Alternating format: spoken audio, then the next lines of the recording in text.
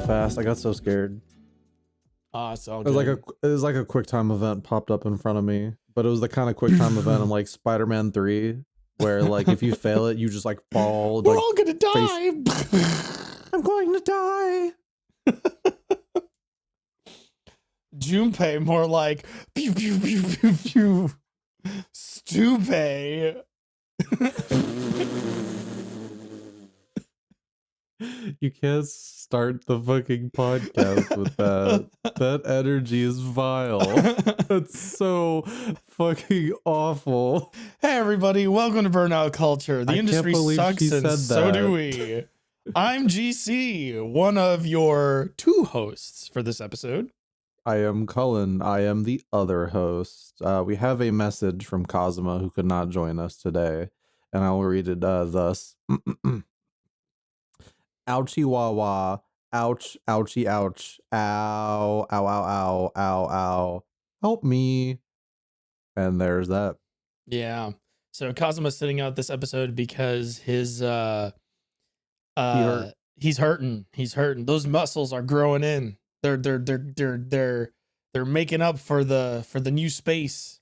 And oh boy, it's gonna be a pain in the ass. Mm-hmm. Anyway, so it's just gonna be Cullen and I, and Yep. we don't have a whole lot to talk about this week, folks. Nothing. Flop week. Huh? Flop week.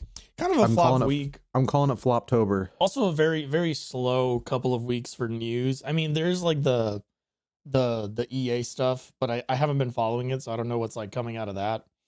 But there's a couple things that we can talk about. A couple things that I would like to talk about that I didn't get to talk about last episode. Sure. But maybe we should talk about, what should we talk about first? I don't know. What do you think? What are your topic lists? Yeah, we wanted to talk about Time Stranger, but like in a rare moment for all three of us. Not that rare, but like, you know, a semi infrequent moment for all three of us. We all are enjoying something unanimously. The same thing. So we'll probably talk about Time Stranger next episode when Kazuma is here, because that'll probably be very fun. I finished Assassin's Creed Odyssey. Yeah, you've been playing that for a while. Yeah, I did. I was, and wait, real quick though, I would like to say at least get some time stranger out of my system. Oh yeah. Oh my god, that game is amazing. It's a fantastic game. I didn't play the demo. I played the demo and I was like, that's a good game. That's a pretty good game. Like I liked the demo well enough. I was like, wow, no, at least on like the surface level, they like captured the spirit of those Vita games and they really like brought it into the modern era. Yeah. Playing the full game, I'm like, okay, no, they kind of brought it into the PS2 era, but it looks like a PS4 game, so I like that. Yeah. It has a very classic vibe to it. It's just nice. I don't like. It's really unfortunate. I don't think the demo does a great job really conveying like the cool narrative hook for the whole game. Because you only really find out what's going on like shortly after that. Like, do you at least know where the demo ends? No, I don't. I avoided all information about Time Stranger. The demo ends when you first get into that sewer dungeon. Oh, like at the very beginning of the game. Like the it ends at the start. Like you walk into the sewer dungeon. Okay. A cutscene plays after the event. After the event. Okay. Yeah. So right before you like your base is established and you understand what's going on and what it means that there is a time stranger. Like, who is you? It yeah, just like ends. The whole fact of why the game is called Time Stranger, which happens like maybe like an hour after that little dungeon. No, you just don't get to see it in the demo. That's funny. I like that. Very funny demo. I actually got to the title card finally. Oh, you finally got to that. And I was like, oh, now the game starts. Okay. It's like the fact that there is an 8-hour stretch of gameplay before you get to that title card is so awesome, and I loved it. Yeah, I had forgotten that there hadn't been a title card. Mm-hmm. I was almost hoping that they would just put the title card every couple hours. Just But like to mark no, the beginning of every quote unquote episode or season. fucking Falcom has a game called Tokyo Xanadu where after the end of every arc, it plays the opening again as if it's like an anime that you're playing, I want and to it's play that. fucking awesome every time it happens. I should play And that. Tokyo Xanadu is fun. It's like, it's not like amazing, but it's like No, but I like those kinds of RPGs. I like RPGs that are kind of clunky and kind of like weird and I feel like eccentric. you might dig Tokyo Xanadu. It's like Yeah, it's not even that it's weird and eccentric. It's mostly just like it's kind of like a bit generic. that's fine. Sometimes, sometimes like I get real in the mood for like generic stuff. I don't know about you, but like sometimes I need something that's just like the fucking like the most expected thing ever. Like And and with thus, RPGs it's that for me. you have been playing Assassin's Creed Oh Odyssey. yeah. Except Assassin's Creed Odyssey isn't generic. It's It's bad. have you ever okay. Have you ever played a video game Yes. where you are like, oh, talented people made this, and then like as you're playing it, you're like, who the fuck meddled in this? Who the fuck showed up and hacked this thing to pieces and then put it together however the fuck they wanted?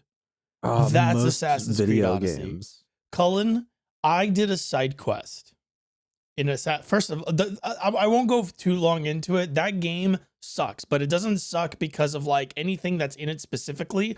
It sucks because whoever was in charge of like ordering things is bad. And then also it feels like they rewrote a bunch of stuff at the last minute because like sometimes the tone of the game is like completely different from what it was trying to do like 2 seconds ago. So some tonal issues. Like sometimes it's like a pulpy like, your friends come in with a shovel to like help you do a fight, but you've already beat everybody up.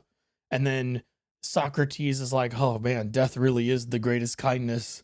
And like stuff like that. And like, but then like the next minute, it's like this like very like fucking serious thing. It's really all over the place. But anyway, I'll just describe to you why I think this game sucks. And like,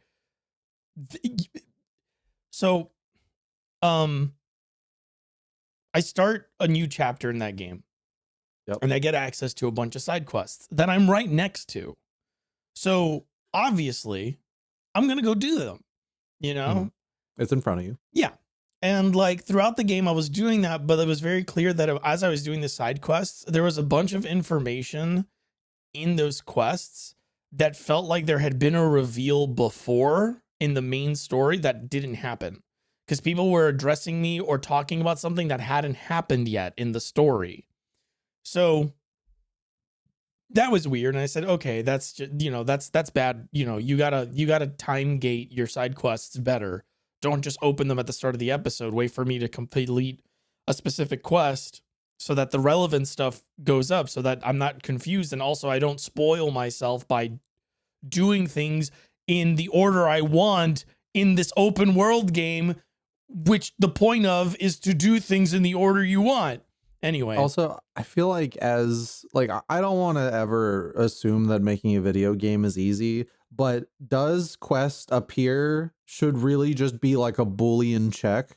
Like, have you It seen, literally, yeah, like, put a flag up on a cutscene that triggers is that says quest like 10 cool. completed? Great. Switch on other quest. Yeah, exactly. Like that feels like that could just be like something so simple. So I don't know. It feels very trivial of a thing because it's timing. It has nothing to do with like we know that a little bit better than other people because we're computer science people. Like Yeah. we have education in that. So like we know, like we don't know specifics and we're not going to assume that it's like the easiest thing in the world, but we know that like when you're compiling a program, right? Like when it comes to like when does this show up? It really is just it checks to see if a prerequisite has been completed. and that's usually how it works, especially in game design. So whatever. So I thought that was weird, but I was like, I'll just, whatever. That sucks, but whatever. Okay.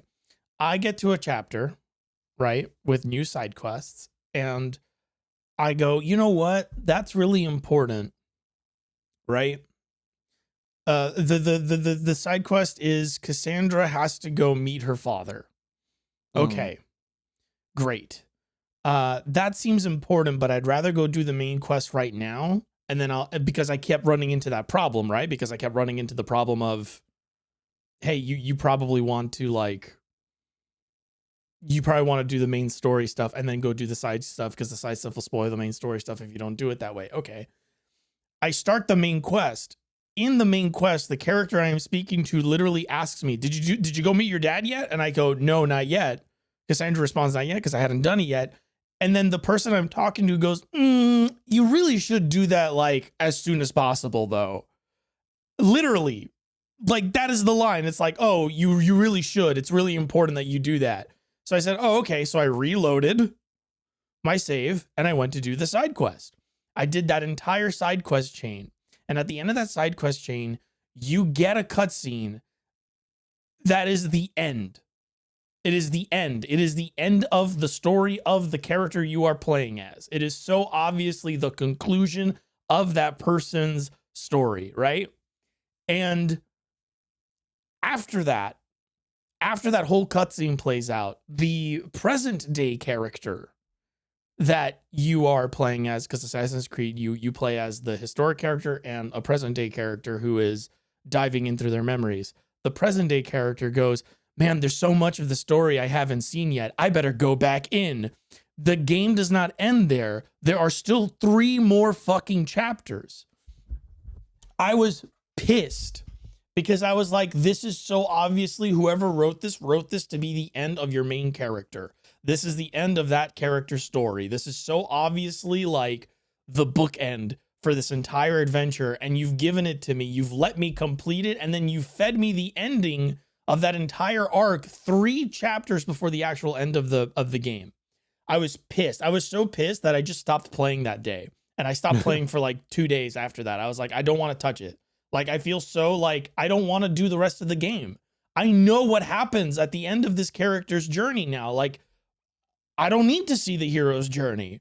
I don't need to see the dilemma this person is facing. Like, you've revealed it to me. Whatever. I get over it. I go back in to finish it just to see, it's like maybe there's like some information that's relevant to like the future game that I'm going to be playing. There isn't, by the way. The next one's Valhalla, right? Or whatever? Yeah, it's Valhalla. Which is double the installation size of Odyssey, even though they're only 2 years apart in release. Fucking huge. Figure that shit out. So I do the chapter stuff. Things are fine, right? At the end of the game, right? I have 3 missions that I gotta do, right? I complete one, and then that pushes forward the stage of the last 2 missions that I have of the main story. These are main quest missions, okay? And one of them is Cassandra goes to visit her family. And the other one is discover the leader of the cult of Cosmos and kill them. For people that don't know, Assassin's Creed Odyssey is about you killing a bunch of cultists. You are literally dismantling a cult piece by piece by killing everybody and collecting evidence to discover who the leader of the cult is to kill them. Because they did a thing to your family and you want revenge. That's the story of Assassin's Creed Odyssey, even though it forgets that that's what the story is about all the time.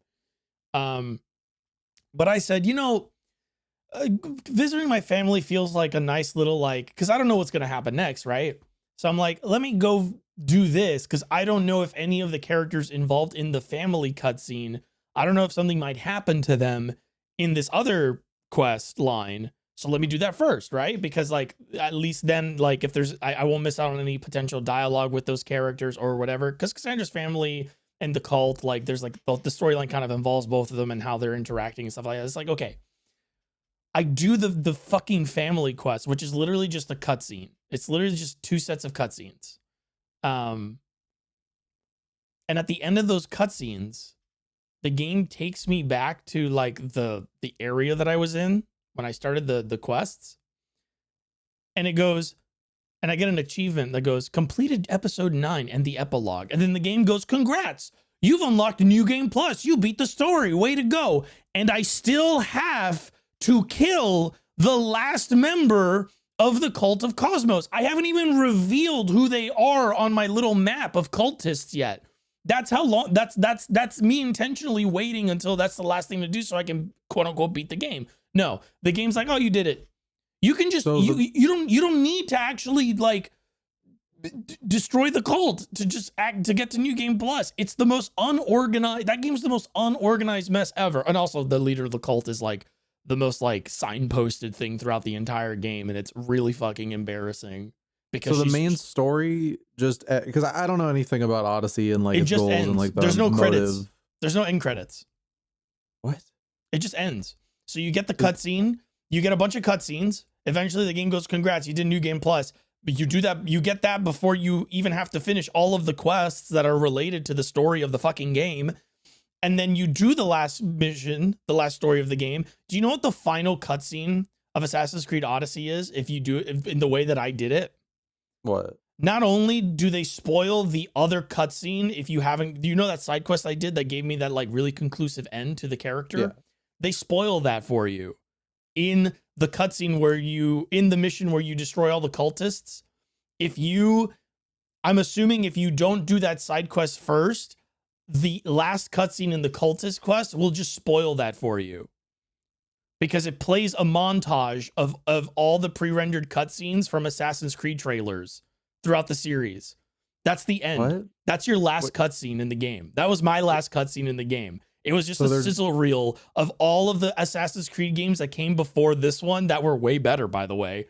Is it trying to be like, this is how we set everything up? Yeah, like, yeah. This is how we, because Cassandra, your actions are going to like create like the balance that we need in this world. Because by the way, the story is that pure order and pure chaos are both bad.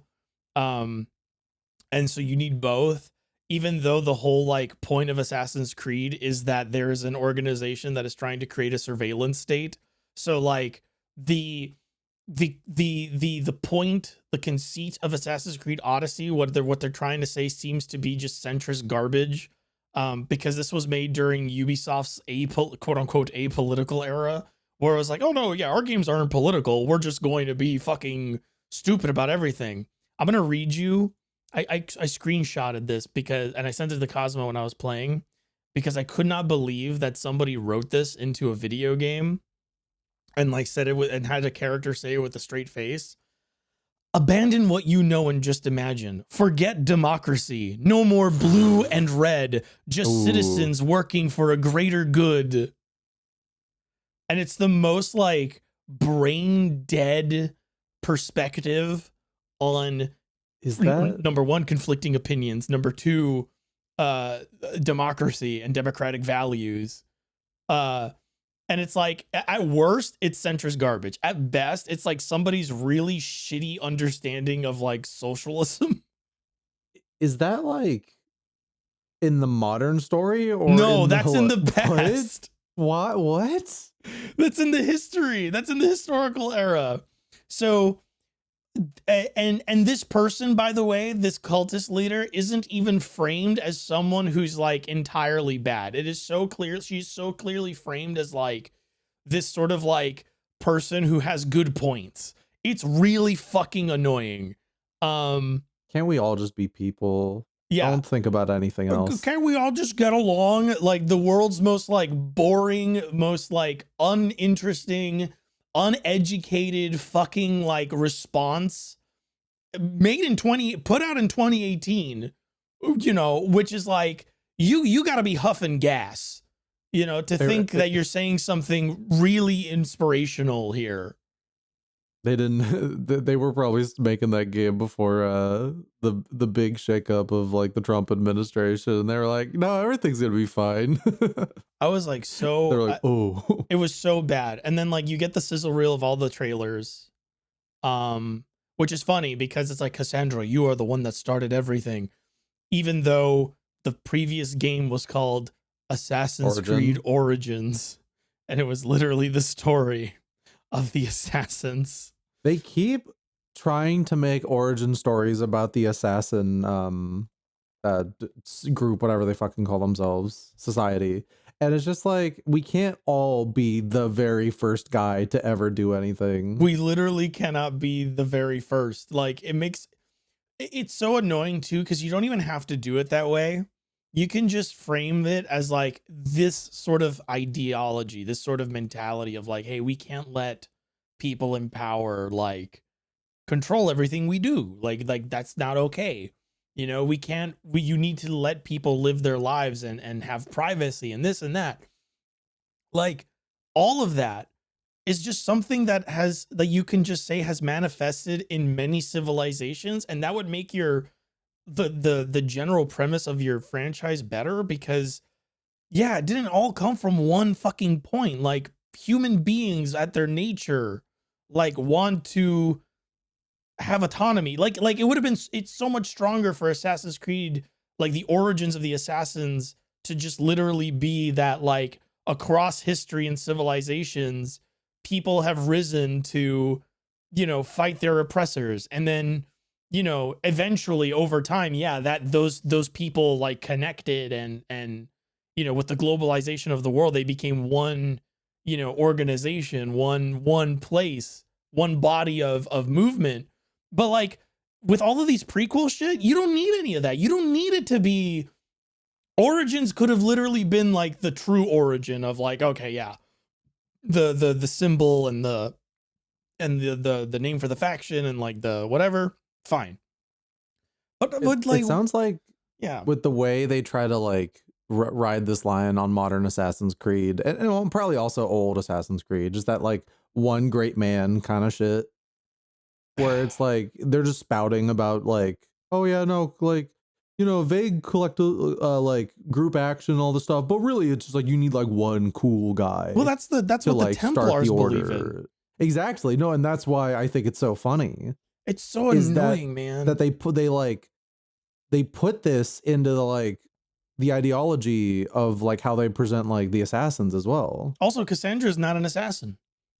What? Huh? Cassandra's not an assassin. What? The whole game is sort of built on this. It's super weird because the Spartan symbol is literally the Assassin's Creed logo. Like that was, I believe that's also historically accurate. Their symbol is just an upside down V. It's a spearhead.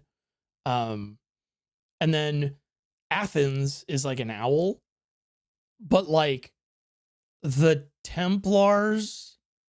So the Spartans believe in order. The Athenians, they're at war. It's the Peloponnesian War. Mm.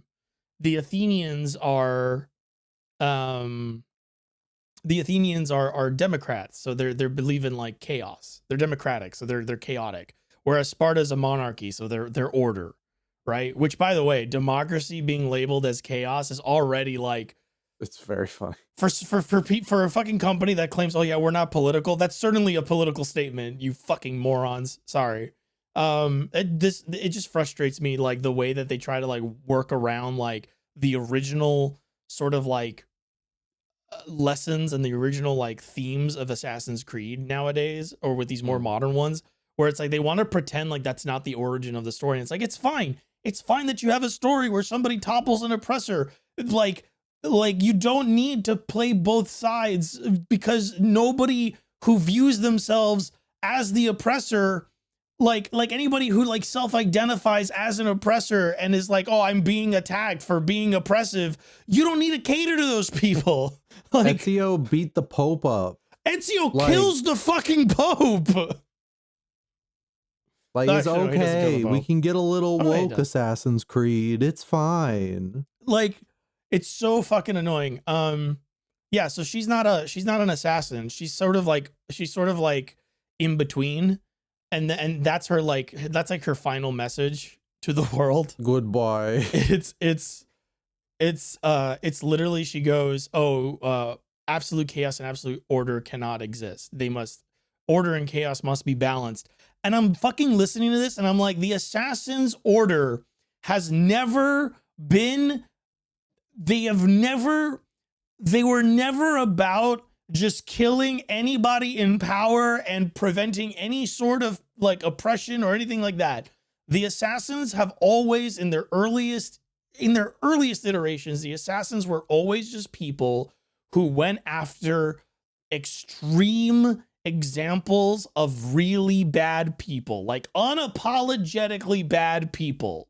That's what they used to do. That's always what they've done. Their whole thing is, we step in to stop things from getting bad, but we do not take control. We let things play out as is, but if somebody is very clearly like doing something awful, we put a stop to it. That's all the Assassins have ever fucking been. But like, as we get to more modern, they always, the fucking thing that's pissing me off as I keep playing the series is they keep trying to like add more things to the Assassins to be like, oh, well, you know, sometimes they went too far and sometimes, you know, they can get a little rowdy and like, and then here's a quest where you have to kind of question, like, was this the right thing to do? Wasn't it? And it's so meaningless as a way Sometimes to like they're worried about if they're gonna make us pay licenses to use our toasters. Like, I'm just saying, we have to watch out. And it's the deep like, state's on its way. It's just so frustrating. It's so frustrating as an Assassin's Creed fan, because the fucking series never needed this middle ground approach to anything. Assassin's Creed 3 was like one of the worst fucking Assassin's Creed games they ever put out, and it's literally that. It's literally just, whatever, and then they fucking fell for it. Because the point of Assassin's Creed 3 wasn't that the assassins were for the revolutionaries and the Templars were for the fucking colonists. The point of Assassin's Creed 3 is that those two orders, the Templars and Assassins, literally do not care who you are, as long as what they care about is what you are doing, how it affects people, which is like, that is the point of that game. But then every Assassin's Creed after that, minus Black Flag, and I think minus Unity, because Unity is totally ambivalent to the other stuff. After that, they have to, they're suddenly like, no, the Templars are part of the government. The Assassins are the revolutionaries all the time. There's no in between. Also, like, Black Flag broke Ubisoft's brain. And I feel like ever since, they've been just trying to like recapture like any of the unique things they did in that game to just horrible effect. Yeah, because Black Flag was like a fucking like moment of clarity for the series after 3 did terribly, or after people really didn't like 3. So they abandoned all that shit. But then like they won people back only to just bring that shit back anyway. And for some reason, everybody who played Assassin's Creed 3 loves Odyssey. And I'm like, this is the same fucking game. This is the same fucking game. This has the same fucking problems, even worse, because, you're playing as Cassandra. Oh, well, you're playing as, please hear me out. I'll explain what I'm talking about in a second. It'll make sense in a second. You're playing as Cassandra, right? Oh, well, Cassandra's a woman, so obviously she's going to get pissed off when women get mistreated. And we're going to have a quest line where even though she's in ancient Greece and, she's a woman in ancient Greece, she's going to have like really different opinions from people at the time. And, because the writers, yeah, she's going to fight against, oppression and root for women and like help women out and like decry the way women are treated in her society, whatever. And it's like, okay, that's cool. But weren't you just like really dead set on historical accuracy like 20 hours ago when you presented me with several quests about slavery in ancient Greece and then gave me the player dialogue options to sort of act into the world whether or not I thought slavery was okay? Like, it's a little weird that you decided for this specific issue you were gonna have an opinion about it, but then for something like this other issue, you were like, well, it's got to be authentic, and like, there's no real right answer, and it was different back then, and it was a different time, and it's like, okay, fuck you. Anyway, it just sounds like how many writers does this game have? That's something I'm also probably a curious lot. about because Probably like a I lot. this sounds like like overreach from like the producers, but also just sounds like a bunch of people who had no cohesive vision just making some bullshit. Also, fuck this game for having an openly pansexual man who may be gender fluid, I don't know. And the fucking joke when he's introduced is that he's fucking in a room with a bunch of people, and Cassandra opens the door and a fucking goat walks out of the room. Fuck. What? Fuck this game for doing that to that character specifically. That's homophobic as shit. That's homophobic as shit. Because that's the only motherfucker in that game that's fucking any goats. So fuck you, whoever's idea that was, go fuck yourself. Go fuck yourself. That's offensive as fuck. Anyway, that's Assassin's Creed Odyssey. The gameplay's fine, I guess. RPG elements are better than they were in the Origins. For when you were saying all this, the one thing I was thinking was, wow, I should actually go back and play Assassin's Creed 3. Don't. I mean, fuck, man. The main character of that game is Connor is so good. I'd say his actual name, but I can't fucking pronounce it to save my life because I'm bad at it, and I can't remember it because they barely ever use it in the game. But yeah, Connor's like a really good protagonist who should have been in a better game, in a better written game.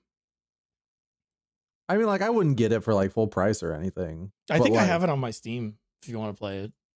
I might see how the Switch port is, like, and on Switch too. No, I don't. And then just kind of see like, yeah, if it's ever dirt cheap, get it there. But yeah, no, I still want to play Syndicate. That one we were like the British one, Cause loves. Syndicate is very good. Syndicate is very, very good. I remember also there was that French one that Unity is the one before Syndicate, also very, very good. I wish I could get more into that. I just like didn't really like it. Just didn't. That one has a better like conversation about the complexity of individuals and how like assassins and Templars aren't just like cookie cutter like people. Because the whole premise of that game is that you are the son of an assassin who is raised by a Templar. Yeah. And you're in love with his daughter, who is also a Templar. Oh yeah, there's weird incest shit, wasn't there? It's like adopted. He's like the adopted son, but like it's not like in the sense of like, oh, I grew up with him. It's the kind of adopted that you had back then where it's like, yeah, you live in the house, I guess. Like, you're not really part of the family, though, kind of thing. From what I remember, like, it's not really, because I think he's not like the youngest, but he's like, trying to remember how they frame it. Because like, I played it and I was like, it's not that weird. It just doesn't come across that way. I wonder how it stacks up to the other instance of that, which is another game I've been playing a little bit by bit. Trails in the Sky first chapter is pretty good. Oh. No. I need to get on some more Ubi slop. I'm I'm still really enjoying Outlaws, but I'm like, yeah, I need a bit more. I need like Outlaws is too good to scratch the Ubisoft itch. Straight up. Yeah. That's a different, I'm telling you, that's not a Ubisoft open world game. Like, it's just not. It doesn't scratch the itch. It's in a good way. It doesn't scratch the itch. It's more like an Arkham Asylum than anything else. I also kind of want to give Arkham City another go at some point. I really liked that as a kid. Did you ever like finish it? I'm pretty sure. Yeah, I finished it. Yeah, do that, Um, and I gotta play Arkham Knight because that's the only one I haven't played because the PC port was like really bad when it came out. you know what? Yeah, I think that's the one. That's the one I probably would want to actually put the time into. People say it's the worst Um, one. yeah, I mean, but also like I remember like a couple years ago, like out of nowhere, I was just like, dude, I have to play Arkham Origin, and everyone's like, are you sure? I'm like, yeah, no, I just got it. It just seems like it'd be cool, and I actually thought that game was all right. Yeah, it's good. Um, It's I don't know, good. those Batman games are fine. I missed the. I don't think the Riddler puzzles in Arkham Origins are as good as they were in the previous ones, but it's not made by Rocksteady. I don't think so. It's not, no. I another one. I'm just like not really like. I don't know if this is a hot take anymore. I don't really care for Arkham Asylum as much. Like, It's I think that aged. was one of those games where it was a bit too influential for all of video games, and now it's like I just don't want anything to do with it. It's aged. It's aged in a way where it's like this is no longer something. This is no longer something you drink. This is something you display on the shelf Yep. as a statement. Uh, it's a museum piece, straight up. Like what Mhm. you said. Because everything that was good about Arkham Asylum was taken and put into Arkham City and in like 1,000 other games. And by comparison, nowadays it does truly make Arkham Asylum feel like a very rough idea that was later refined by everybody else afterwards. And Cities just has more sauce. City do have more sauce. City do have more sauce. Only game where you're. I feel like City's like one of the only like open world games where you can like you really could just like fly around and get to one place to the other like that. Or It's you kind really of feel awesome. like Batman. You do. Plus, it's got Kevin Conroy in it, and like Mhm. he That's kind of was why I he want to was check out Batman. Origin. Oh, or fuck it, the last one, Night. Yeah, It's just like I'm sure it's like I've already seen like the story of all the ones I missed, and it's just like yeah, this looks dumb and bad, but like I don't know, it's like I'm sure like Batmobiling around and flying around like that might be kind of fun. I'd be more open to it now than I was when it came out because that was like Yeah, that was a sticking point for a lot of folks. Is that the fucking Batmobile stuff was like felt so forced, but like I don't know. I think with over time, maybe that game's like once the hype has died down and like the comparisons are a lot weaker to make, maybe that game's actually pretty good. God, I'm really struggling to think about games that I have been playing that like are even worth talk. Oh fuck, oh, I can't even talk much about this. I beat my first run of Silent Hill F. Oh yeah, It's really good. I then looked up all the other endings because I was just like I didn't have time. And I think I'll do my like full runs like later, but like for now I was just like, yeah. I made an assumption that that big reveal at the end of the first playthrough would be the like most satisfying thing in the game, and I was kind of right. Like not even to say the other endings are bad, but it's like anything else that gets revealed after this point will not hit these level of highs even if I really like the clarification the other runs like provide. And I was right. Yeah, like if someone had spoiled like that first ending for me, I would have been very upset. But if someone were to spoil all the following endings for me, I would not mind as much. And yeah, I was right. So I just looked yeah. them up, and that game's really cool. I mean, That game's just really cool. that's how most people are with endings. I feel where it's like if I get the first ending, great. But like I don't know if I want to play that. I don't know if I want to do a whole playthrough to get another one. So like Mhm. I'll always just look up other endings if there are any. See, with like some games, like as much as I don't even like it, like Near Automata, like there's at least big things kind of Yeah. revealed. Like every ending at least tries to one up like That's a little the different previous. because it almost feels like your the first ending isn't really the end of the game. Yeah, it's just like I definitely think, or like something like a 100 line where like a lot of those other Okay, endings yeah. like after that first playthrough before the game like really like opens up, you really do like you get a really big reveal, but there's so obviously a lot more left in the chamber to like show you, Yeah. whereas this one's just like, oh okay, or oh, why'd they do that? But no, it's good. Yeah. I'm pleased with it. That's I was Excellent. kind of hoping Excellent. to feel a bit more. Uh, but I think I'll save that for when Cause, Yeah. comes back. I'll be real though, just slightly touching on it because I'm not playing that game. Everybody knows why. Yeah, Because I'm a scaredy baby, scaredy baby boy. scaredy baby But boy.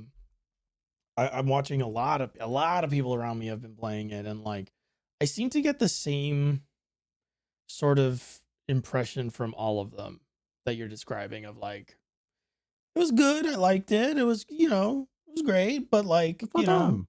it didn't really have like that. It seems like it's lacking a little bit of like a sort of like you don't really I don't see a lot of people walking away from that game like totally blown Blown away. away. Yeah. No, Which that's fair. and it doesn't need Because to I'm be not. obviously, right? Like it doesn't have to, but like, you kind of wish it was a little bit, Yeah. right? I kind of wanted there to be a bit more substance. I was Yeah. hoping for a bit more going on. It's a bit thin. Um, and it's like, I think it's I don't want to call like other Silent Hill games like heartfelt, but like there's a certain like there's some like thing to those games where it's like it really feels There's like it hope. delves deep into this one character, and like the events of the story feel cathartic for that like one character. Um Yeah. Either way it goes, and like I think what this one wanted to do a bit of like different things. I think a lot of the story is focused on the anger of the main character and just like getting that out of her system through the events of the story in like some really cool ways. It's just like, I don't know, I really don't know, because like I don't have like issues with the game. Do you think it Like lacks that catharsis though? maybe, I That don't Silent know. Hill usually, because you're right, because Silent Hill usually does have catharsis or closure. Is a really good way of putting it. It has very good closure, no matter what ending you get in a Silent Hill, aside from like the UFO endings. Mhm. Uh, those games always have closure, no matter which ending you get. In Silent Hill 2, if you get the usual ending, that's closure. And if you get the ending everybody likes, that's still closure. Yeah. Two very different endings, but in both cases you're like, oh yeah, that is how that could have gone, or that is how that went. And there's the end of that. I don't know It's if I've seen people talk about that with Silent Hill F's story. it's just weird. Like I think the biggest thing I'm leaving that game with is I want them to get another go. Like Yeah. I want this developer to just get another shot, even if Ryukishi is not involved, because I think they pretty much got it. Like they got what it means to make a Silent Hill game. I just kind of want a bit more dungeons, and I'd like maybe the other world to not be kind of cookie cutter of the same like aesthetic every time. But Yeah. like I enjoyed it more than I did not. So a sequel, bigger, more ambitious. A more ambitious sequel would be nice. Also, I think I would like a return to like an actual like modernish town. Yeah. I like the setting is really cool, especially if it's like a one off. But I don't know if I want like so much of this series to kind of just be like in the past. Um, Silent Hill is, I mean, I don't know what era the other Silent Hills take place in, but like I like it kind of 80s, passes off as 80s, contemporary. 90s. Yeah. There's some like old stuff to like these towns. And like I'm also just not sure if it's like what I'm thinking is like, oh well, the other games took place in America and I'm American, but it's just like I think this is a really like cool thing. I just don't know if I want the series to like be this exclusively, but like that's just worrying for worrying's sake. There's no like we have no idea what's gonna happen next. At the very least, it seems like this is successful, so I hope that they like just keep giving this IP to people who are smart and cool, and not like the people who made that weird like streaming show. whatever what was that fucking Silent Hill game called? We pick berries in this forest. Yeah, the berry. I'm the berry boy. I'm the berry boy. No, do not shoot we're me. the berries. I'm just here to pick some delicious berries. Was a berry man? Was the yeah, Silent Hill Ascension. God, what a great first step onto your revival of your big franchise, but whatever. Yeah, that's kind of like, again, I've been playing shit I can't talk about, which sucks. And hopefully next time we record, I will be able to talk about it. You've been playing yeah, Yooka-Replaylee. I'm sure you're dying to talk about. I actually finished the second world before the podcast. Oh. I've only played the first 2 worlds of Yooka-Replaylee, and let me tell you, that's a different game. That's not a remake. It's not a remaster. This is a new game. That is, I would call it, because it still uses the same worlds. Okay, like the maps are the same. Reimagining. A reimagining, a remix. That game plays like somebody modded Yooka-Laylee to be better. Like a fan, like kind of remaster. Almost in that vein, but like professionally done. It doesn't feel cheap, is what I want to be clear about. It doesn't feel like a cheap, like, oh, like cobbled together mess. No, it's so first things first, there's a better story introduction to that game.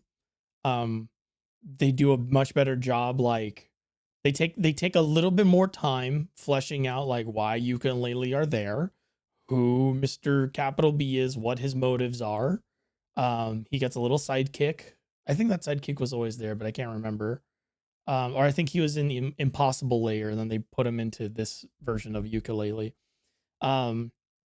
And like there's like a better setup to the impetus of what you're doing. And then right off the bat, all of your moves are unlocked. Yeah, so what do you think about that? Because like as someone who did not play Yooka-Laylee, I know that bothered a lot of people, but I'm not sure if like I heard about that change and I did not immediately go like, oh great. I was like, that's weird. So I never had a problem with the moves not being unlocked at the start in the original Yooka-Laylee, because that's how classic platformers were made, and that is what Yooka-Laylee promised to be. However, getting all of your moves at the start of this game means that all of the challenges in every level are designed with that intent in mind. So they've redesigned everything. All the challenges are different. They've added new challenges to this. Not all of them, but like they basically gutted every level and replaced almost everything in it with challenges that keep your abilities in mind. So things that used to just be there, like used to just be ability checks where it's like, oh, do you have the ability? No, then come back, right? Now it's an actual challenge that you have to figure out how to use. And because you have all of your moves, those same challenges that are like, oh, you need a different move, you just have to remember that you have those moves. So you're playing around more. So like those work better now anyway. They've added, like, for example, they've added like red coin challenges and green coin challenges, which are red coin challenges, like Mario. Green coin challenges are like in a row, and then you just have to like, it's like you do like a little like get to a certain destination by collecting all the coins on your way there. And then the Rextro levels are different now. All of the Rextro levels, it's a completely different thing. So like they're brand new. It's like a 3D like thing and it's like this really cute little platformer where you don't jump. You play as Rextro, and he has like an extendo neck, and he can chomp on things and pull himself to them. So every level is sort of like built around like his little move set. I want them to make a game that's just that. I want them to make a Rextro Strikes Back like proper video game if they haven't already. Maybe I just missed it. But like those levels are awesome. There's better collectible organization in every level. Way better. There's warp points now, so you can fast travel on the maps, because the maps are really big. And now you can fast travel. Um, Vendy has way more things in stock. You can dress Yooka-Laylee up. The snake guy gives you upgrades to your abilities. The tonics let you create a more challenging game or an easier game depending on what you want. They have like flavor stuff, so filters. You can make enemies have more health. You can make them have less health. You can change your fall, because in Yooka-Replaylee you don't have a breath meter and you don't have fall damage, but you can equip tonics that add those back into the game if you want to. Um, there you can fully dress up your character, so there's like different equipment slots and you can buy cosmetics for each of them. I bought a pirate outfit, I put it on, and I was playing for a little while, and then I realized the pirate outfit actually changed the noises Yooka-Laylee make into pirate noises, which I thought was very cute. Like instead of like the brap, brap, brap, brap, it Yeah, just goes yarg, yarg, yarg, yarg. so instead of Yuka going hup ha, he goes her arr. Like, he starts making pirate noises when he platforms instead. They've changed the general structure of every level to play more like Mario Odyssey. And some Okay. people are gonna get a little like bothered by that, but I actually really like it, and I'll tell you why. Mario Odyssey, and by extension Donkey Kong Bonanza, are inspired by rare platformers. They are collectathons. They are designed to be collectathons, which is why a lot of people don't like Mario Odyssey as a Mario game, because that's not really what a Mario game is. Hmm.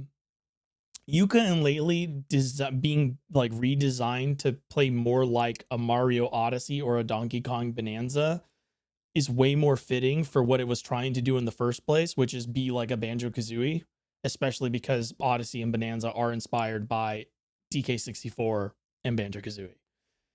I really like it. I'm probably going to keep playing it and finishing it. All the challenges are super good, super exciting. Some of them aren't like, I don't think anything in the game has been particularly hard yet. It doesn't Hmm. have to be. Um, but I've been really enjoying all the stuff they've added and all the things they've changed and all the things. The good thing is that they kept the good stuff, which is what I was hoping for. The controls still feel really good. A lot of like the isometric palace in World 2 is still there, which is great because that's like one of the best parts of the game. Um, Now, yeah, would you say that if I have not played the original Yooka-Laylee, play should I Replayly, just play Replayly? just play Replayly. Now, would you like me to say the thing that you were probably already expecting? What? Kind of want to get it on Switch too, but That's like I fine. know at the moment the Switch 2 version only runs at 30 FPS. Yeah, so that's another thing that people should probably be mindful of. Right now, there's a lot of people have been reporting like a couple issues with the release. I haven't really run into any of those issues except for one, which is on my DualSense controller. Select doesn't work, and that's how you pull up your map to do everything. That's Oh, not platforming, but that's an easy fix. I just hit the M key on my keyboard and it brings it up. Uh, it's a menu, so I'm not really like, I don't really need to like reach over to press that button for anything other than something that stops the action anyway. So I'm okay with that. I hope they patch it, obviously, but like it's not a deal breaker. Um, yeah, really good. I beat I beat both worlds completely, and I'm going into the third one now. I think there's only 5 worlds in the game. Oh, that's another thing. The worlds are all unlocked at the start. You don't oh, that's have, weird. so not all unlocked at the start, as in you can go to any of them. I mean, in the original Yooka-Laylee, you would go to a world and the world would be incomplete until you collected enough pages to leave the level and then put the pages into the book and then jump back into the level so to have the entire world unlocked. And it was like a really weird, like, why would you do it this way? Like, what is the point of doing it this way if the world is just gonna be like, all you did was just cut the world in half for no reason. um so they changed it so that now when you go into a world, the entire world is unlocked for you from the Oh start. wait, do you mean that like are all the worlds like available from the beginning No, no, or the no. whole world is Oh, okay, The that's very entirety different. of a world is available to you when you unlock it. Okay, that's pretty That's cool then. better. Yeah, Yeah. it's way better. And like, it feels way better as a collectathon.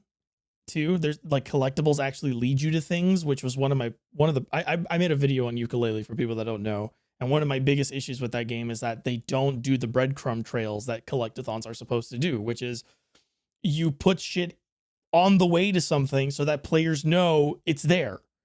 Um, they do a way better job of that in this. The writing's a lot better now. It's a lot tighter. The UI is a lot better. Everything is just, I mean, it's just night and day. I truly think that Yooka-Replaylee is going to end up being one of my favorite things to come out this year. Damn. Because I liked Yooka-Laylee. It wasn't great, but like I very much enjoyed like what they were going for. Yooka-Replaylee feels like the true like vision for what that game should have been. Only thing, only real problem that I've had so far is that, sorry, Mr. Kirkhope, I don't know if you worked on the Replaylee Music release. It's not that it's bad. It's not bad music. It's just not it's not very exciting. bad. Is it But not then just the same music? I think it's like a remastered soundtrack, and like some of the more like pointy bits of the music are now softer and in the background to like a much nicer orchestral sound, which is really good. But I feel like when I'm playing that game, I want like more exciting music to be playing while I'm doing stuff, and it's way more ambient than I would prefer it to be now. Okay. But If I could get it for about like $20 on the Japanese eShop, would you say that's like super worth it? For sure. For sure. I got a discount because I'm a Yooka-Laylee owner. So they discounted the game for people who already owned Yooka-Laylee. I only got it for $18. That's not bad. Yep. Now my only thing is I'm not sure if I want to just wait for the performance patch on Switch 2, because it's like, I know everyone's like, oh, you have to play a platformer at 60 FPS. And I'm like, like, yeah, it's nice, but I don't know if it's like that big of a deal, you know? Mario 64 is one of the best platformers that's ever been made, and it runs like shit. Okay. Everybody fucking relax.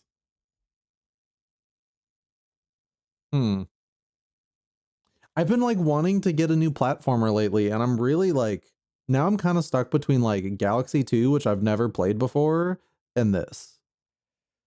Honestly, Galaxy 2 is probably bigger, but I think if you've never played Yooka-Laylee before, the Replaylee will probably be like you'll probably have a really positive experience with it. Okay. Yeah. It sucks though, because I feel like this is a really big month for like playing RPGs. So like I have all these RPGs I'm playing right now, and it's just like, but like, God, a little fun Scrimblow would be like kind of nice to boot up on occasion. It's really short. Every world, I mean, the world that I started playing at like 11:30 this morning, and I finished the second world at like 1:30, 2 o'clock. Well, that's another reason why I'm not sure if I should just wait, because like if the game is super short, then I'm like, oh well, should I maybe just like, oh, sorry. Go ahead. Oh, you keep good? going. Yeah. Mic issues. We got a mic down. No, I banged into it. I love like bumping into my microphone. It's like, You're saying? what was I saying? Fuck. Oh yeah, it's like, what if I like finish it and then right as I'm done, it's just like, oh yeah, no, patch up. But like, it's just, I don't know. The game seems like really fun, so I might just like, you know, I might just get it after this podcast. But Good. yeah, okay.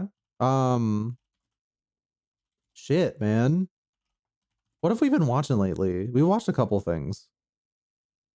Oh, you watched Do You Remember Love? I don't know if you have enough to like say about that, or if you got more games to talk about.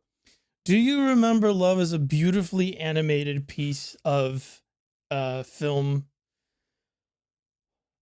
that made me feel very warm, and is the perfect era of movie and style of storytelling for me. I was born to like I was born to just watch like very complicated, mature sort of conversations about love.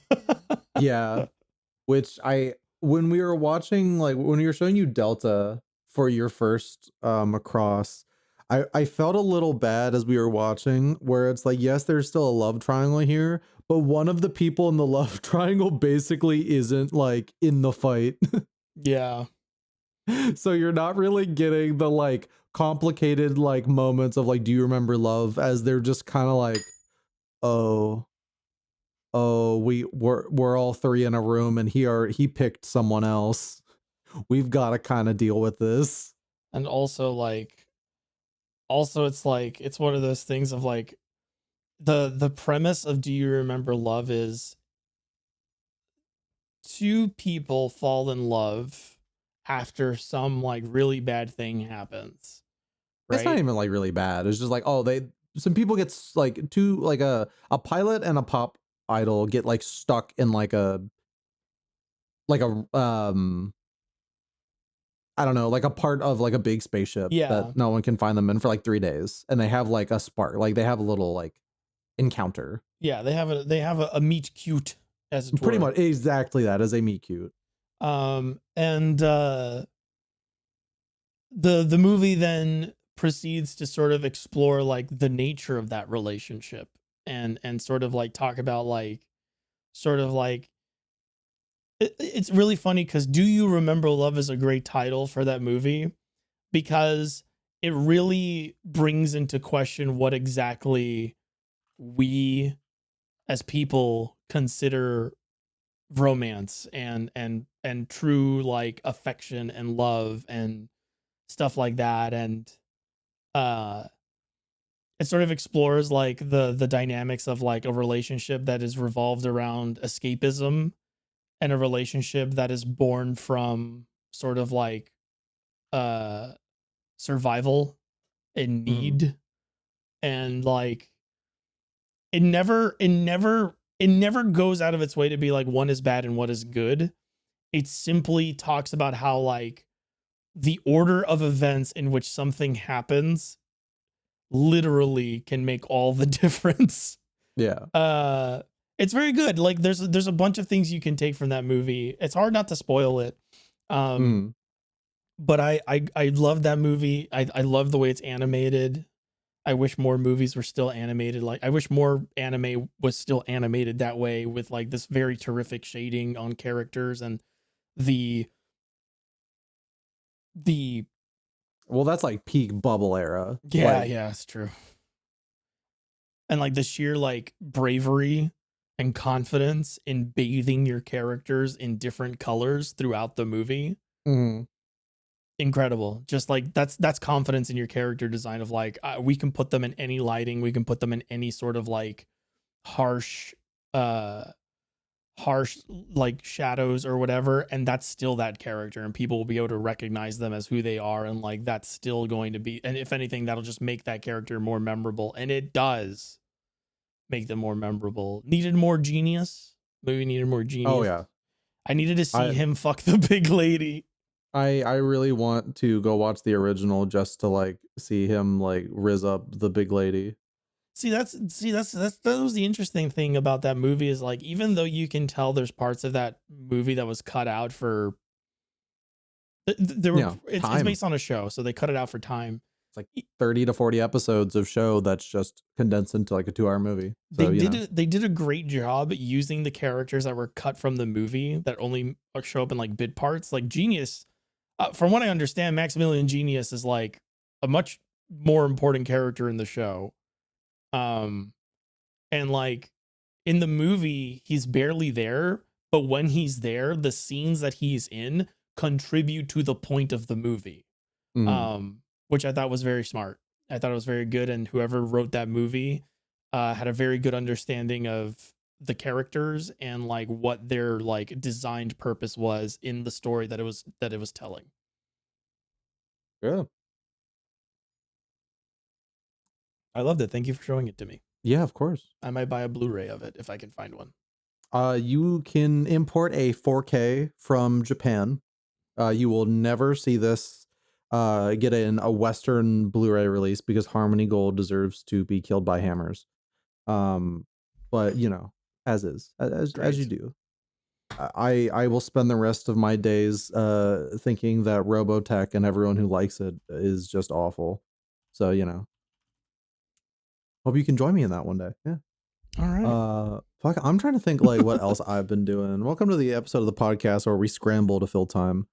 Uh there's one thing I started watching.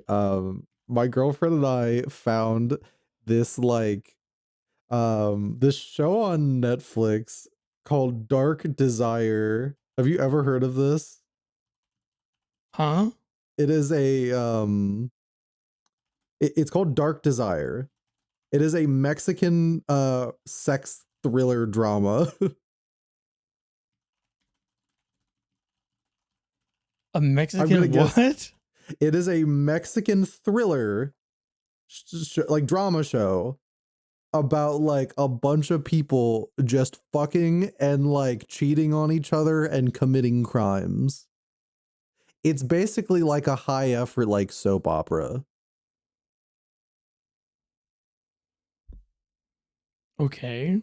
Well, like cuz you know me, I like my slop. I like my badly written drama shows.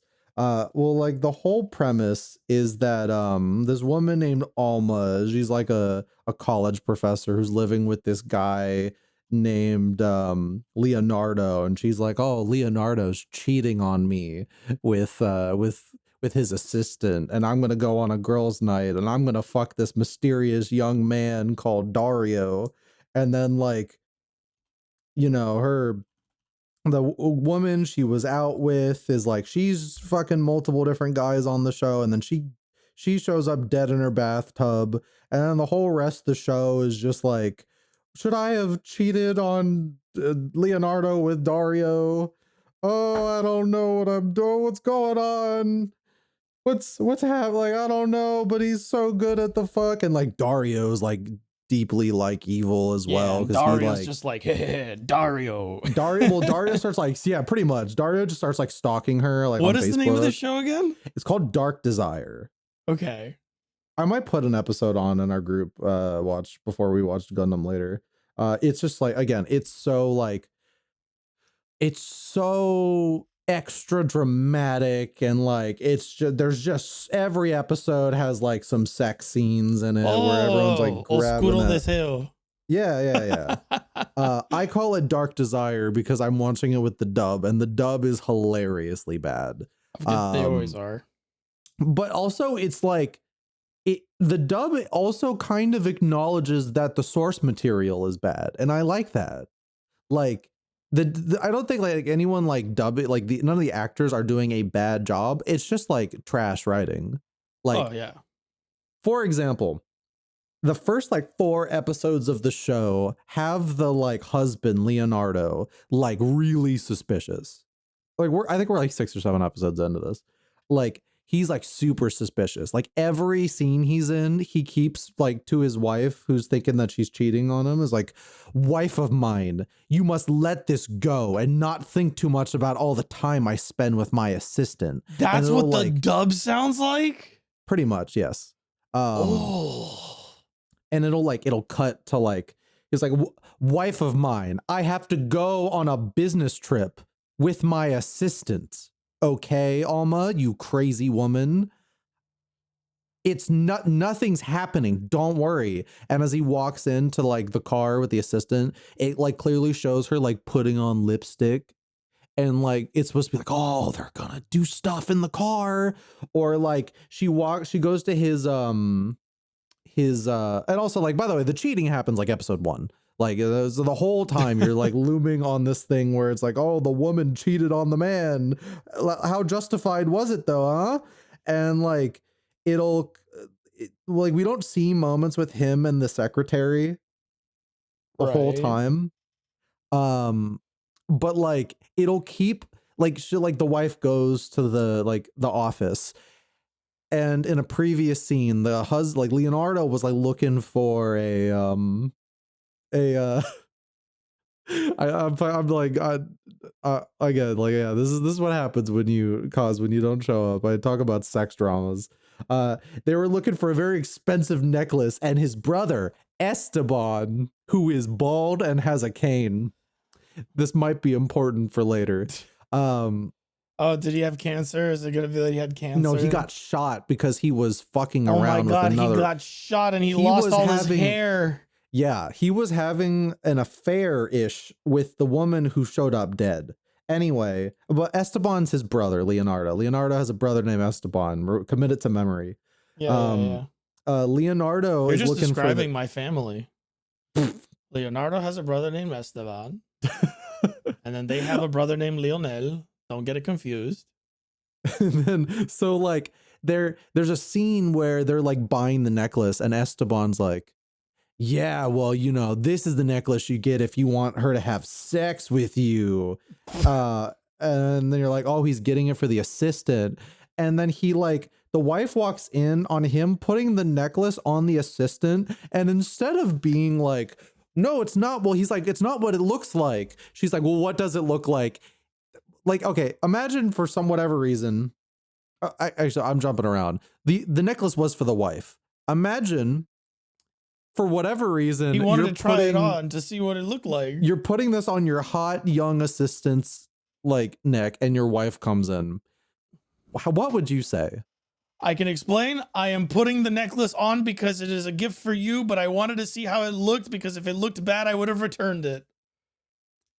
I would have desperately like told the entire story of like all the information as fast as I could to prove that I was not making it up, that it's like, this was premeditated. This is the scenario. This is what happened. I swear to God, like, please believe me. Like, what happens is, this isn't what it seems like. Oh, wait, we should tell her the truth. No. We'll talk about this later. Okay. You need to talk.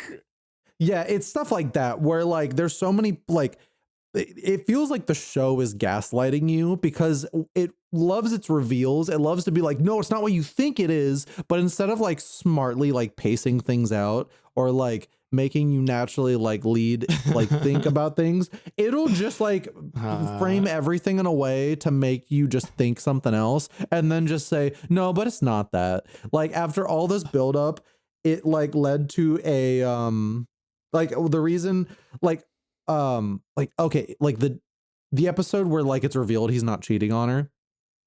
It's like right before, he's in a hotel room with his assistant, and she's in like a robe as if she had just gotten like, you know, she's just been naked. The bed's kind of messy. He's like changing, and it's like, oh, there's something going on. Like, oh, later we're planning something. Oh, what's going? Let me have to call my daughter so my daughter can do something. And then it's just like, oh, it's for their anniversary. And at the anniversary, the assistant is like, hi, I am the assistant. I'm so sorry for earlier. This is my girlfriend because I am gay. And the wife's like, oh, I fucked Dario for no reason. I let Dario hit it from the back 5 different ways in a 20-minute sex scene. Yeah. For no reason. And Dario's and like, now I'm the one that's the bad person and has to keep a secret. Exactly. And like, it's so funny because welcome like to Spanish telenovelas. Because Dario is like also Facebook DMing her daughter and trying to like get with her daughter, but like also is obsessed with her. And so like it keeps going back and forth of like Dario's like, I'm Dario. I'm just like kind of normal. Like, oh, I take care of my mom as she's sick. Oh, whatever. And then like the next scene, it'll be like, I'm Dario. I'm fucked up and I'm evil and I'm Dario. I gotta put my wiener and stuff. I gotta put my penis in this this wife. Who is not about the family. I am a man who cares about sex and sex alone. Like, yeah. And it's like it'll cut to that makes me the bad guy in this story. It cuts to like so she's like trying to then explain that she had an affair on the like anniversary big party night, because he gets them all out of there and he's like, He's like, I have something to tell you. I have changed. It's like nothing you could say to me, my love, would ever make me unhappy in this exact moment. My name is Leonardo, and I will spend the next 3 episodes of the show being the perfect husband and making you feel really bad. Let us go have hot sex because I love you. And then like Leonardo, as if it's like a fucking Splinter Cell game, fucking Solid Snake sneaks in through like goes up the hotel. He like sneaks into someone's room as they're leaving it, which is the Yeah, room there it next is. door. He like climbs over the side of the like balcony to like just stare as they're like fucking feeling each other up, and he's squeezing her butt cheeks, and he's just like looking like an evil man. He's like, You mean Dario? Dario, yeah. Who'd I say? You said Leonardo, but I picked Leonardo up on the leaves his difference. wife to go sneak in. So he could look at himself, fuck his wife. So Dario's like looking over, is like, Dario, no. And then He says his own name like a Pokemon. Yeah, it's like Dario-mon. Dario, Digivolve Dario. to Cuckold Dreamon. And like they never catch Dario, but Dario also sneaks. He somehow convinces one of the like hotel people on the floor to be like, hey, I left my room, like I left my key. Can you let me into this room? Silly me. And they're like, yeah, what's your name? And he like, of course he knows the name. It's like, oh, I'm Leonardo, but husband last name. Yeah. Like, oh, Leonardo, husband last name. Of course. Yeah, let's just let you into the room. And he just like sneaks into the bedroom while they're fucking, and he's just like watching them do it. It's just like, this show's fucking awesome. It is complete slop. It is absolute nonsense, kind of just like, it's just sex and violence and like, oh, Dario has evil motivations because his dad Does was a baby ever get kidnapped? No, but a baby gets like drowned. That's actually okay. Yeah, no, that's still fitting for the genre. Yeah. Because Dario was drowned as a baby almost, and that's why he's all fucked up. And his like cool dad was like, wife of mine, you are so terrible that you would drown good old Dario. I am the nice dad, and later I will be convicted of the crime of murder and essay of a child, but I didn't do it, and I will kill myself in front of Dario to change his life forever and make him want to track down Alma and her judge husband. Yep, that's I'll show you an episode of this, and then we'll awkwardly watch some like weird sex scenes in a group call. I highly recommend Dark Desire. My girlfriend and I are loving it. It is just complete slop. It is listed under erotic thriller. Yeah, that's Spanish telenovela stuff, to be honest. Like, probably just with a better budget than most. Oh yeah, novellas. There's some good shots. It looks pretty. Spanish telenovelas are full of like people kidnapping each other's babies, people sleeping with each other, people getting eye patches and wearing them for the rest of the show. That's always like a huge thing. I don't know what it is about Spanish telenovelas, but like all the ones that my grandmother watched when I was growing up, either it was like a salt and pepper old man, or like a middle-aged woman, or like a young man or a young lady. At some point, somebody gets a fucking eye patch. See, yeah. I will say though, one of the problems with the show is that there's really like 4 characters. So there's a mystery of who killed her friend from the very beginning of the show, but we have 4 characters. It's like, we've got the main girl who didn't do it. We know. We have Leonardo. We have Esteban, who's like trying to track down like what happened, and he's like investigating, but also he's like a bit weird himself. And then we have Dario. And then when there are characters who clearly don't matter, it's so obvious. Like whenever her daughter shows up on screen to like have her own weird like arc of like, oh, I might be gay, but also I'm not because I'm gonna fuck Dario. It's just kind of like, okay, this has nothing to do with the core plot. This is like, let's keep this going. See, this is why you should never doubt a family man, because he would never cheat on you with his secretary. But, like, as soon as they're done with the, like, the arc of Leonardo, like, trying to be the perfect husband, he kinda just starts being, like, a bit suspicious again. It's literally just, okay, for Yeah. 3 episodes, every bit of dialogue this guy will say will be a Neil Breenian, like, "I am such a good husband, and I would never do anything wrong, and I love spending time with my family, and I'm going to do a nice cookout for my wife and my daughter because I love them so much. It is going to be so good how good of a husband I am." And then, like, right after they're done trying to make her feel bad, it's like, okay, no, he's like suspicious. What are you doing? I'm What's his telling you. motives? I'm telling you. It's always the same fucking thing. I love you Spanish telenovelas. I honestly, I think you'd get a kick out of it. I think it's been really fun. I don't know how we found this fucking show. We were like just looking for stuff one night to watch. And it's just like, yeah, we can't commit to like watching more like Turn A Gundam or anything or Venture Bros. But yeah, we'll watch 33 episodes of Dark Desire.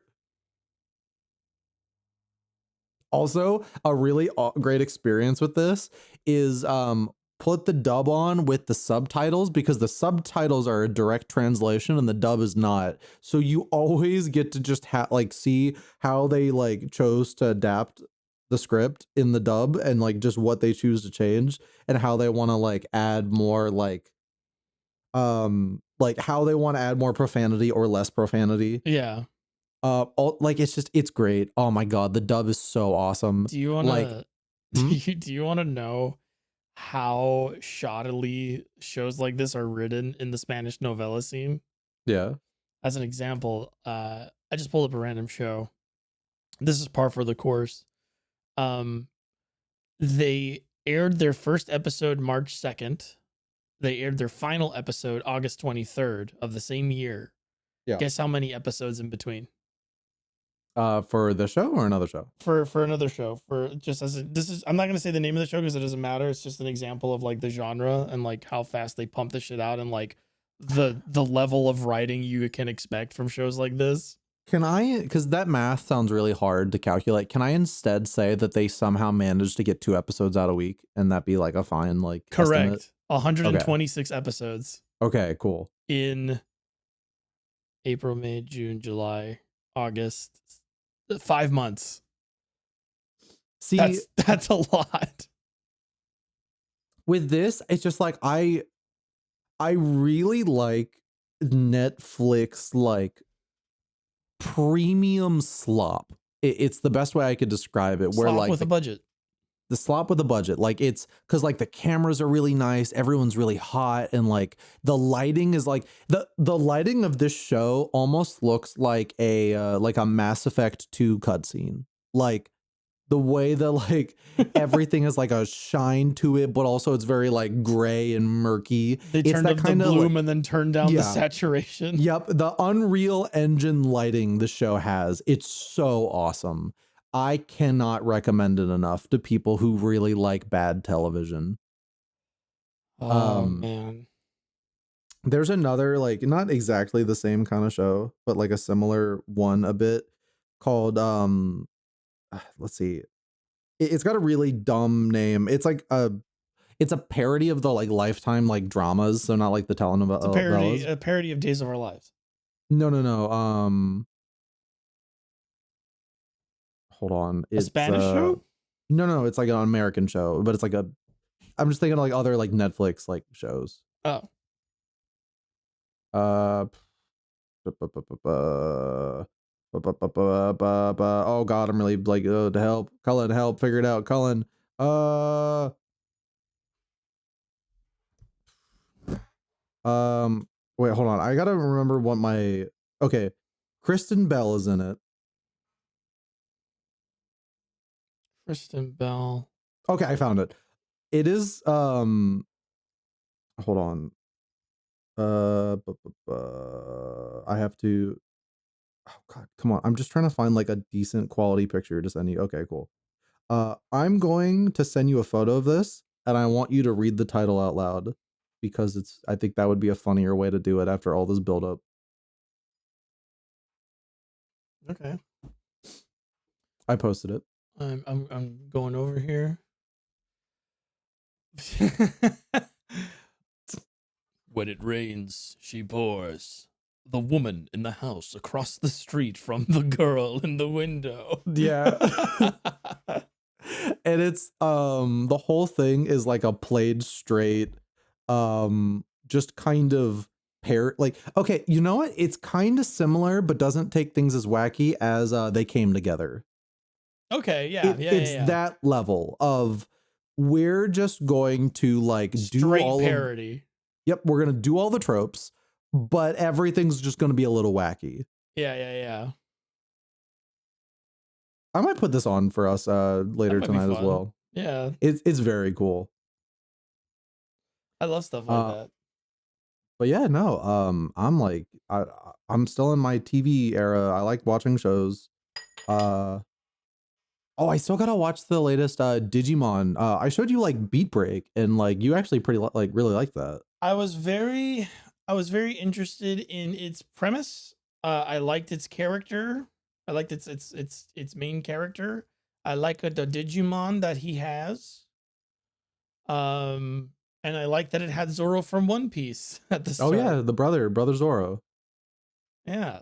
I with Digimon, I always like to look at Digimon from a broader viewpoint. So like I always withhold all my opinions until like I'm done, or unless something like really sticks out to me. I love the premise of Beat Break being the addressing. It's a Digimon story about AI. AI. It's a Digimon Yeah. story about AI, and like Fucking the AI dystopia yeah, and one that of the is things on that its I'm way. really hoping, it does is distinguish the difference between Digimon, a fantasy concept of AI, and actual LLM being used to like surveil you all the time. Mhm. You know, like the use of that technology, like because that would be a really great. I think that'd be a really great piece of technophobia media where it's like we are literally going to like we have our fantasy technology component. This is the real life equivalent. They are going to coexist in this story, and we are going to tell you the difference between that as a way to warn you of the real technology and highlight how different they are from each other. I hope Yeah. that's where that story goes. I do as well. It is a kid show, so I'm not expecting like the world from it, but very impressive like start. I think that's kind of where what I'm thinking about this one. It's just like it's just really cool. Like it's well put together. It seems like it might be going in some cool directions. The second episode aired today as we're recording this, so I still haven't seen it, but like with this and fucking Time Stranger being so good, I'm kind of just like, oh yeah, Digimon Renaissance. Digimon back. I kind of want to play what is it, Next World Order? Next Order, yeah. I want to play that. I played a bit of it. I think that's a. I'm not into the Digimon World games See, that's as my thing. Is that I like Digimon story, but Digimon World has always been more fascinating to me. So I want to mhm. try that out. Sorry, you were gonna say I cut you off. My bad. No, I wasn't gonna say anything. I'm playing the ping pong in my brain right now. The like old Pong game. The old Pong game. You You mean know Pong? Pong from old. You know, That's in my brain right from that now. system, the old system. Old. It's Pong from old. But yeah, that's I don't know, He's shorter probably episode. thinking about other women right now in your mind. Pong. Boop, Hey, Dari. boop, boop. Bam, bam. Wait, no, that's Leonardo. Yeah, it's like. Brr. See, the reveal shouldn't have been that he was cheating. The reveal should have been that he secretly is playing Dungeons and Dragons, and they were in the middle of like a acting out a scene, and he's actually secretly a big nerd, and then she leaves him anyway because he's a big nerd. That would be a better reveal because I don't think big nerds deserve anything. She should have been like, "This is worse than cheating on me. You're Yeah, playing Dungeons and Dragons. It's a joke. I play Dungeons and Dragons. no, it's Fucking real. relax. If you play Dungeons and Dragon, you get no pussy. Fucking Jesus. How long have we been going for? What we got? An Not hour and about a an hour half? and a half. I know we're not gonna do questions today. Yeah, unfortunate. We got some good ones, but you know. Yeah, but one like the really good one that I want to talk about is a specifically centrally a Kazuma question, or Mm. the person that asked it wanted Kazuma to read it, and so we will wait. I don't think there's a lot else that's going on with me. What are you looking forward to? You know what I'm looking forward to, buddy. Dragon Quest 1 and 2 HD Oh yeah. today. Very excited for that. And I forget. Are you not Pokemon getting ZA. Pokemon after all? I think I might end up getting it just because like I'm getting into the part I get the feeling I'm getting into the parts of Time Stranger where I'm like just gonna start like cruising in it Mm. or coasting in it, whatever you want to call it, where it's like I'm probably gonna get into like the meat and potatoes, and then that's gonna be fine because the initial novelty will wear off. So I might get ZA. I have like this weird thing where like I want to finish Scarlet and Violet before I go to ZA. I don't know why. Like I know that's weird because like they have nothing to do with each other, and ZA is gonna be a completely different game. Mm. But like I have a Pokemon game that I haven't finished playing that actually is like playable now. I would say the fact that you beat Arceus is like that should be enough to like satisfy that part of your brain. Like Yeah. just think about it like that. Like you beat Arceus, you beat the prequel to this game. Yeah, and like I think part of it, I'm gonna have it's the same problem that I had with Time Stranger. I didn't look up anything about Time Stranger, so I didn't really care for it. Like I was interested, I was gonna buy it and play it, but like I didn't really have like that hype moment until I booted up the game and I was like, oh my god, there's money here. Yeah. With ZA, I think it's gonna be the same thing where it's like I'm not really like hyped for it right now. I'm not really like super excited to play it. I'm gonna get it. I'm gonna pop it in, and I guarantee you, within like the first 2 hours, I'm gonna be like, "Oh my god, this is amazing." Oh yeah, I have very little doubt ZA is going to be a good game. I think there are going to be very different good games. I might even like Time Stranger more. Who knows? Because like Time Stranger is doing everything I want that game to do. Yep. God, fuck I'm like stop hitting your mic. Sorry. I'm like, I meant that like jokingly. I know. Is your mic good? Yeah, I'm playing with my yo-yo. That's what you're hearing. Oh my god. Never mind.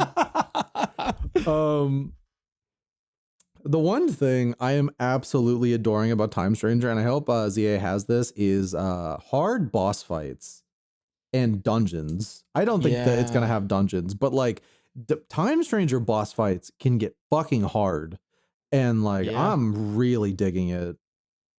Yeah, I think it's I've had some close calls to go back to dungeon crawlers and hard video games with turn-based combat. Oh, I can't wait for next episode because we're gonna get into such a deep conversation. We should just open the next episode with that fucking question. Yeah, maybe that would be fun if we remember. And lead from that question into Time Stranger.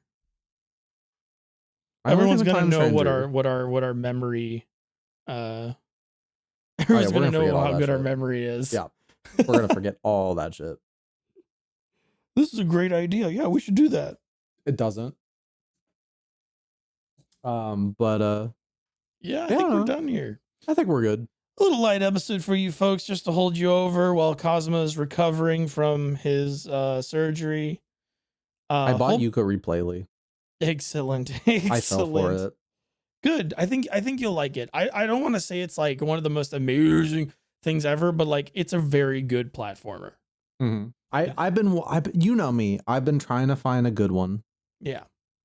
I've been trying to just get one that actually, hooks its teeth into me. But it's just been hard. Let's hope this one does it. Anyway, folks. I hope so. Thank you so much for joining us this week. We will see you again in the next one, whenever that one is, probably in 2 weeks from now. Mm-hmm. If you don't know where to find us, I don't know how you found us now. And if you do know where to find us, then tell other people where to find us so they can find us. Until then, have a great day. Yeah. Take care, everyone. Bye. Bye.